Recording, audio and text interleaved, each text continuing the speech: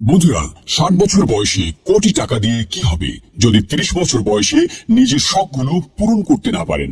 এজন্য সহজে নিজের শখগুলো পূরণ করার জন্য আজই অ্যাকাউন্ট খুলুন মেলবেটে।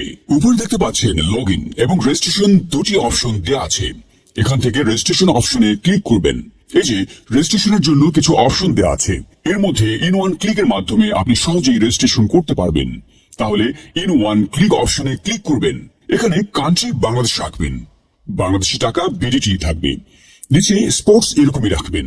তারপর এখানে প্রোমো কোড দিতে হবে যাতে আপনার অ্যাকাউন্ট ফুল ভেরিফাইড হয়।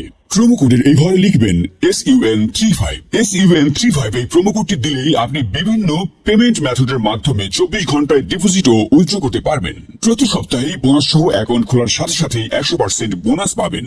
এখানে SUN35 এই প্রোমো কোডটি লিখবেন। কোনোভাবে ভুল করলেই আপনার অ্যাকাউন্ট পুরোপুরি ভেরিফাইড হবে না। প্রোমো কোড দেওয়ার পরে নিচের খালি ঘরগুলোতে টিক দিয়ে এই সবুজ বাটনে ক্লিক করবেন। আপনার সামনে যদি এরকম রোবট ভেরিফিকেশন চায় তবে তা সফলভাবে করে দিবেন। তারপর কিছুক্ষণ অপেক্ষা করলে দেখবেন আপনাকে ইউজার আইডি আর পাসওয়ার্ড দিয়ে দিয়েছে। এই ইউজার আইডি আর পাসওয়ার্ডের অবশ্যই স্ক্রিনশট নেবেন অথবা কোথাও লিখে রাখবেন। এগুলো খুব যত্ন সহকারে সংরক্ষণ করবেন। তারপরে নেক্সট বাটনে ক্লিক করে লগইন অপশনে ক্লিক করে অ্যাকাউন্টে লগইন করবেন। এখন অ্যাকাউন্ট ভেরিফাইয়ের পালা। এজন্য নিচে মেনু বাটনে ক্লিক করে উপরে ইউজার আইডিতে ক্লিক করলে এরকম একটি পেজ দেখতে পাবেন। এখান থেকে জাতীয় পরিচয়পত্র ও মোবাইল নাম্বার ভেরিফাই করে নিতে হবে। এই যে দেখতে পাচ্ছেন ফোন নাম্বার লিঙ্কেই ক্লিক করবেন। তারপর আপনার ফোন নাম্বারটি এখানে বসাবেন।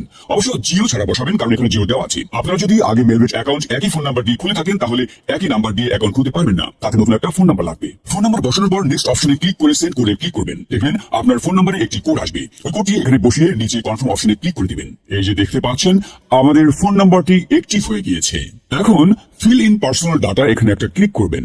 এখানে আপনার জাতীয় পরিচয়পত্রের তথ্যের সাথে মিল রেখে সব তথ্য পূরণ করবেন। এখানে আপনার নামের প্রথম অংশটি লিখবেন, তারপর এখানে আপনার নামের শেষ অংশটি লিখবেন, তারপর এখানে আপনার জন্ম তারিখটি লিখবেন। প্রথমে সাল, তারপর মাস ও তারিখ লিখবেন। প্লেস অফ বার্থ অর্থাৎ আপনি কোথায় জন্মগ্রহণ করেছেন তা লিখবেন। তারপর রিজনে সিলেক্ট করে এখান থেকে বাংলাদেশ সিলেক্ট করবেন। তারপর সিটিতে থাকা রেসিডেন্স অ্যাড্রেসে আপনার জেলাটি লিখে দিবেন। ডকুমেন্ট টাইপ সিলেক্ট করে এখান থেকে জাতীয় পরিচয়পত্র সিলেক্ট করবেন। এখানে সিরিজের ঘরে 1 লিখে দিবেন। ডকুমেন্ট নাম্বারের এখানে আপনার জাতীয় পরিচয়পত্র নাম্বারটি বসাবেন।